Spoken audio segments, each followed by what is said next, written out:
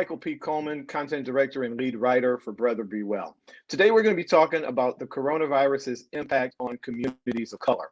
I want to welcome you to the show, and I want to ask you to help me welcome our two guests. First, we've got Aron King. He's with the Capital City Black Nurses Association, and we're also talking with Julio Cruz. He's an integrated behavioral health specialist. That's a mouthful for me, Julio. I hope I got it right for you. And he's also one of Brother Be Well's trusted clinical advisors. Julio and Aron, welcome to Brother Be Well. Hi, thank you for having me. Us. It's really great to have you here. We got a lot to talk about, and it's some important stuff. So let's get right at it. And let's talk about first what we know. African Americans get infected at a rate that's much higher than a lot of the general population, 1.5% higher, in fact, 1.5 times more likely to get infected than the general population. Hispanics and Native Americans lag behind, but they aren't nearly faring as well as non-Hispanic whites. For the healthcare providers, and Aron, this one's for you, I think, are you seeing these numbers play out on the front lines of this pandemic? I think with the infection rates, just particularly just looking at infections, we are seeing that play out. I see that mostly in the news. The people that I see on my floor are more of the hospitalized patients. But when you're looking at overall infections, you also see that reflected in healthcare providers. There was an article that I read the other day that talked about the infection rates being high amongst Filipino American nurses. And they represent a smaller percentage than non-Latino white nurses, but they had a higher infection rate, which was very interesting.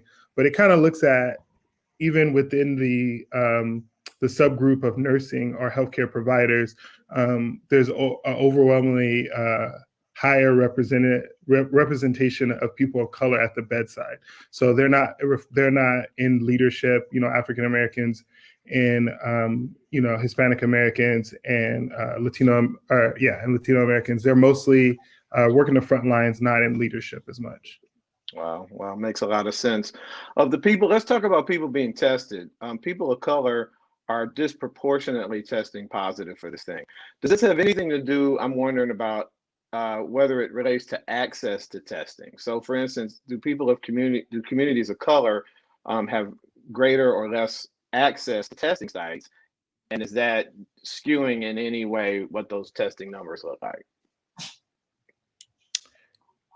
Was this question for me? I think that either of you, just jump right in there. Julio, sorry about that. What do you think, Julio? Does access to testing sites have anything to do with what our numbers are looking like? I think that is more than anything that when I look at Native American populations, Latino populations, and people of color in general, there's a higher chance that the living conditions are shared with larger families, or like there's multiple families sharing space, and that may be contributing to the higher numbers, right? That like it is more difficult for people to isolate or like keep the distance or not having so many people in one place, so the risk of getting infected is a lot higher. I'm also seeing that kind of play out. I think there's just like sometimes there's an issue of centralized testing, like knowing where all information is at one point at one area. I often get text messages from family members or friends, messages on social media, just asking like, where should I go to get tested? The most common place people know is like the hospital. So you already have a situation where you have a greater population of patients that need emergency attention. And then you also have the general population that may have symptoms that will go into the hospital just to get tested. So they come into the emergency room because they know that, COVID tests are available there. And the thought is that the turnaround for the results will be a lot faster than getting tested elsewhere.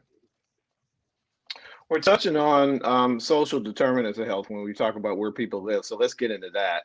I'm wondering about people of color specifically, obviously, and where we live, where we learn, where we work, where we play, where we worship.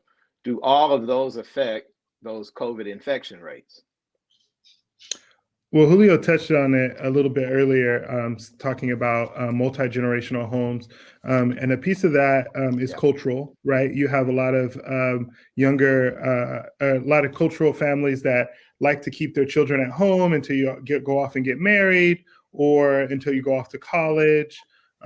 Also, they keep their children home longer, depend on just because of the economical aspect, the needed income in the house to be able to afford rent. And we see that a lot in California, right? But there's also a thought that the infections rates, are also higher because of access to health, right? Depending on where you live, you may not always already have an area very close to your house.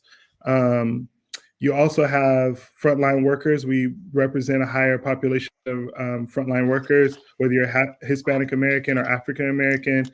Particularly looking at Hispanic populations, you see those a great amount work in like agriculture, especially since we're in like Northern California.